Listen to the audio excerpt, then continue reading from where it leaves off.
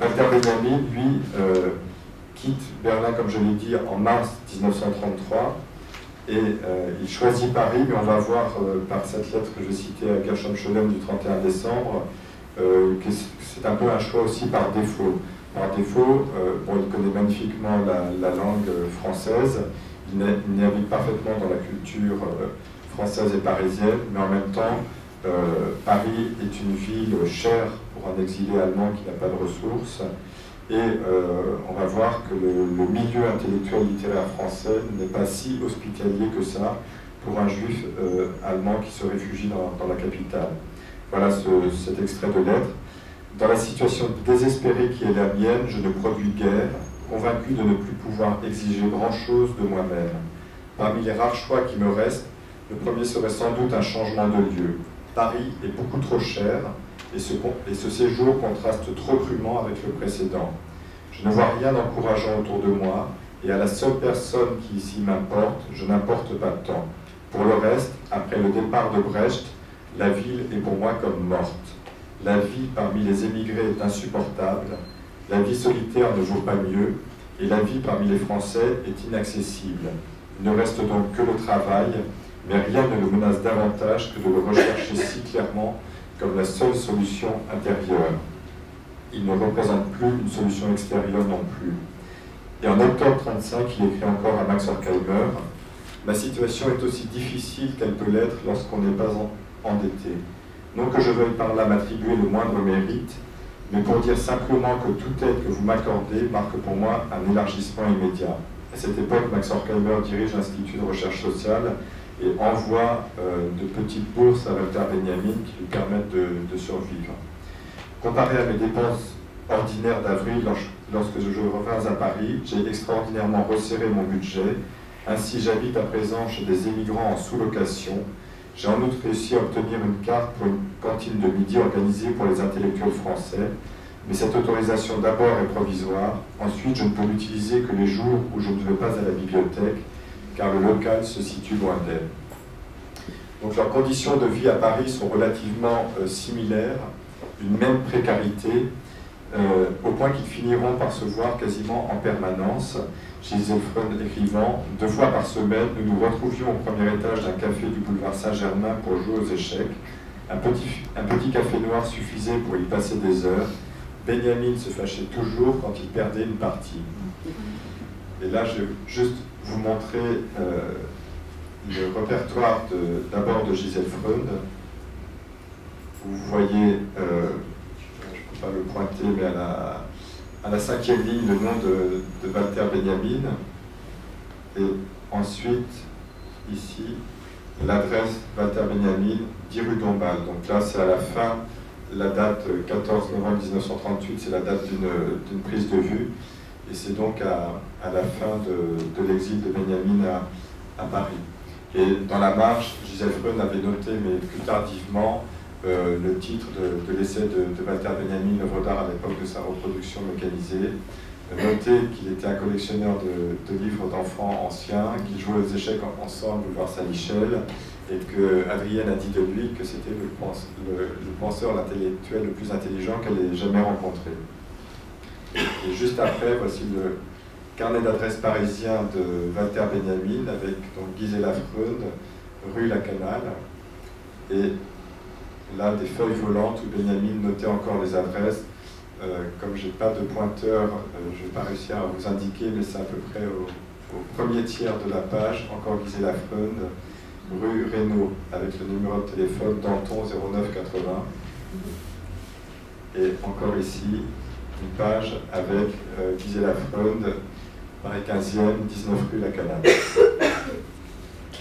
Justement, dans un des carnets de Gisèle Freund qu'on a retrouvé, on a retrouvé une petite note où elle raconte sa première rencontre, véritable rencontre, avec Walter Benjamin. Ça se passe à la Bibliothèque nationale. J'ai l'impression que la Bibliothèque nationale était un lieu vraiment incontournable et qu'au-delà de ce lieu de rencontre, c'était les exilés allemands peut-être se sentaient un petit peu à l'abri contre l'adversité dans cet endroit. Est-ce que je me sens?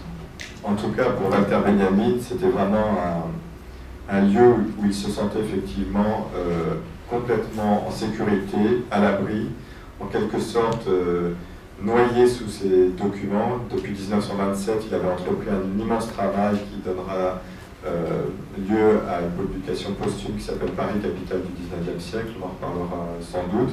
Mais c'était effectivement pour lui le lieu où quotidiennement il pouvait en quelque sorte s'abstraire des difficultés du quotidien. Et il y retrouvera Gisèle Freund, puisque Gisèle Freund, à son arrivée à Paris en 1933, va s'inscrire à la Sorbonne pour poursuivre sa thèse, qu'elle fréquentera d'abord à la bibliothèque Sainte-Geneviève, puis très vite abandonnera ses cours d'université pour n'être plus là aussi au quotidien qu'à la Bibliothèque nationale. Et dans le carnet percé que j'ai retrouvé dans les archives de Gisèle Freund, elle raconte sa rencontre avec Walter Benjamin à la Bibliothèque nationale. Pendant que je lis, je vous montre juste les cartes de lecteur que le service des archives de la Bibliothèque nationale ont retrouvées. Vous avez la carte de lecteur, bon ici vous ne voyez pas grand chose, je vais passer à l'autre image, mais voilà, les cartes de lecteur de Walter Benjamin et de Gisèle Freund. Les parties découpées sont simplement la réutilisation des photographies. Et donc vous voyez pour Gisèle Freund qu'elle avait sa carte de lecteur depuis 1930. Et pour Benjamin, toutes les cartes de lecteur ne sont pas là, évidemment. La dernière date de, il a marqué 11 janvier 1940, 1941, mais en 1941, il était déjà mort. Donc je vous lis le carnet percé de Gisèle Freund. C'est à la salle de lecture de l'ABN que j'ai rencontré Benjamin tous les jours. Dans ces premiers mois de l'émigration, les réfugiés allemands se rencontraient souvent. Nous avions en commun les mêmes problèmes qui étaient avant tout comment survivre matériellement. Je connaissais parmi eux surtout des étudiants comme moi-même. Un de leurs problèmes primordiaux était la difficulté de la langue. J'avais appris le français à l'école pendant des années, mais à cette époque, l'enseignement consistait avant tout à faire apprendre la grammaire. Une fois devant le fait de devoir s'exprimer par la parole, j'étais pour ma part incapable de formuler des phrases correctes. Ce problème était un vrai cauchemar pour la plupart des intellectuels qui étaient des écrivains, des journalistes ou des enseignants. J'avais moins de difficultés de lire le français. Benjamin, Krakauer, Koestler et un certain nombre d'écrivains que je connaissais avant en Allemagne par leurs écrits, mais que je n'aurais pas osé approcher, étaient tout à coup dans l'émigration approchable, puisqu'ils avaient les mêmes problèmes que les autres. Je ne me souviens plus quand j'ai eu l'occasion de parler avec Benjamin pour la première fois, je crois que c'était par le philosophe Gorielli qui nous a présenté.